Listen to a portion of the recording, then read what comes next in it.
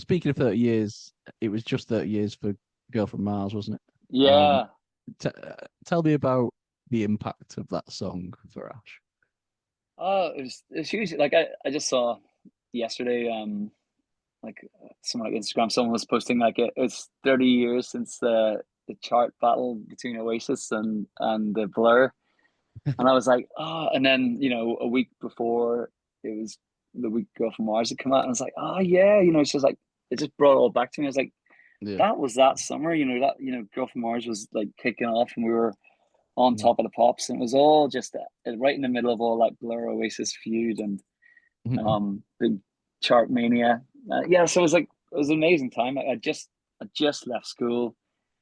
Like I did my last exam, and like 2 days later we played Glastonbury the first time, and Mm. then maybe like a few weeks later, Girl from Mars comes out, and that was yeah, it was like a kind of glorious summer. I think was that the summer of All Right by Supergrass as well, and just it was just a brilliant time for like the radio was just being hammered with like awesome songs and a lot Mm. of brilliant guitar music. But so it was just a fantastic time. When we dropped it, it was the right time, and Yeah. yeah, our lives completely changed. Yeah. I didn't realize it was so soon after kind of you came out of school. It's Yeah, like we ridiculous. recorded the song in our Easter break, like just before my final exams. Um, Mm. we went to Yeah. Rockfield Studios. Yeah, Yeah. and I think Oasis had just been in there doing Morning Glory. I think it was maybe around that time. It was mad. Yeah, It still feels fresh though. It still sounds fresh, I think. It doesn't feel like a 30-year-old song, does it? Like, how have you yeah, found the reception, especially with people now looking back on it and sending you nice messages about it again?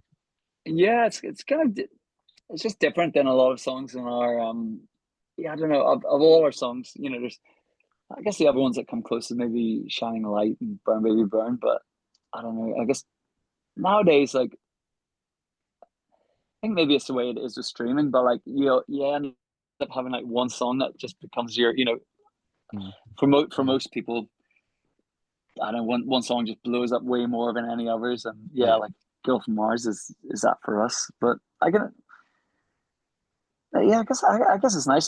There's something really cool about the recording, like the producer Owen did an amazing job, and Mm. Phil Thornalley, he was another producer. He came in like did some additional production and mix on it. So Mm. I got to say like hats off to those guys.